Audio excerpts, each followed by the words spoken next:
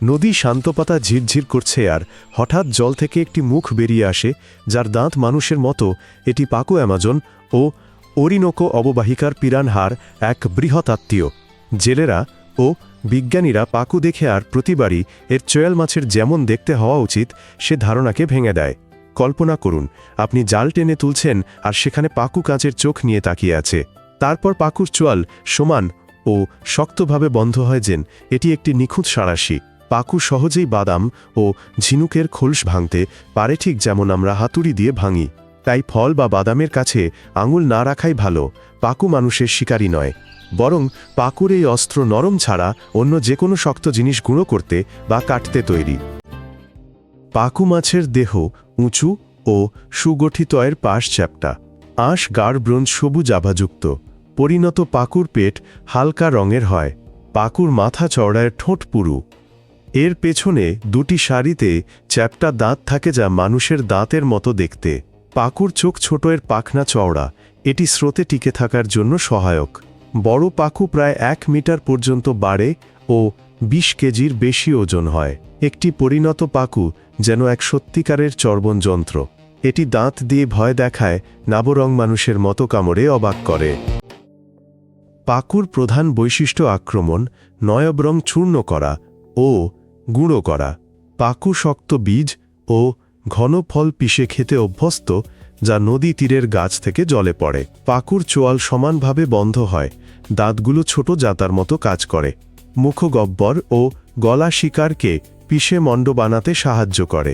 তরুণ পাকু প্রথমে লার্ভা ও জুপ্লাঙ্কটন খায়, কিন্তু বড় হওয়ার সাথে সাথে পাকু উদ্ভিজ্জ খাদ্যে স্থানান্তরিত হয়।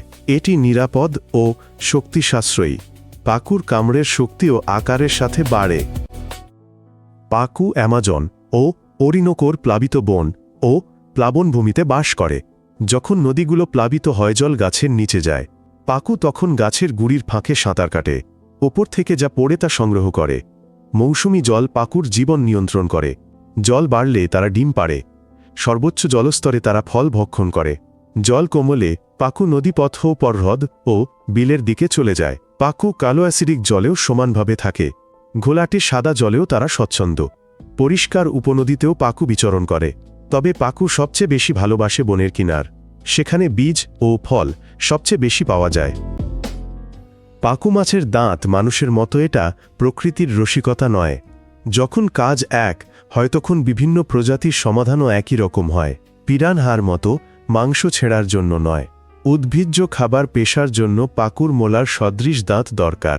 এভাবেই পাকু নদীর মালি হয়ে ওঠে। বীজ গিলে সেগুলোকে অন্যত্র ছড়িয়ে দেয়। এতে গাছেরা দূরে ছড়িয়ে পড়তে পারে। আপনার কি মনে হয়, পাকু কি জলকে ভয় পাওয়ার কারণ, নাকি প্রকৃতির প্রকৌশলকে সম্মান জানানোর? মন্তব্যে জানান। পাকুর হাসি কি নদী ও বন সম্পর্কে আপনার নতুন ধারণা দিয়েছে? সবচেয়ে প্রচলিত ধারণা হলো পাকু নাকি মানুষকে শিকার করে আর তাদের দুর্বল জায়গায় কামড় দেয়। বাস্তবে পাকু সতর্ক ও দূরে থাকে। যারা ধরা পাকুকে আনাড়িভাবে হাতে নিয়েও তারাই আঘাতপ্রাপ্ত হয়। পাকুর সঙ্গে পিরানহার সম্পর্ক ও চাঞ্চল্যকর খবর বিভ্রান্তি বাড়ায়। অ্যাকুয়ারিয়ামের লোকেরা পাকুকে অন্য জলাশয়ে ছেড়ে দিত। সেই গল্পও এর কারণ। মনে রাখা জরুরি, পাকু একটি বুনো মাছ, যার শক্তিশালী দাঁত আছে। পাকুর প্রতি শ্রদ্ধা রাখলে যে কোনো ভয়ঙ্কর গল্পের চেয়ে বেশি সমস্যা থেকে বাঁচা যায়। 19 শতকে পাকু প্রজাতিকে বৈজ্ঞানিকভাবে বর্ণনা করা হয়েছিল। আমাজনের বাসিন্দাদের কাছে পাকু শত শত বছর ধরে এক গুরুত্বপূর্ণ খাদ্য মাছ ছিল। এখন পাকুকে খামারে পালন করা হয়। এটি উদ্ভিজ্জ খাবার খেয়ে দ্রুত বাড়ে এবং বিভিন্ন জল সহ্য করতে পারে, যা খামারগুলির জন্য সুবিধাজনক। তবে ঠান্ডা পরিবেশে পাকু বাঁচতে পারে না। পাকুর শরীর উষ্ণ ঋতুভিত্তিক পরিবর্তিত নদীর জন্য উপযুক্ত।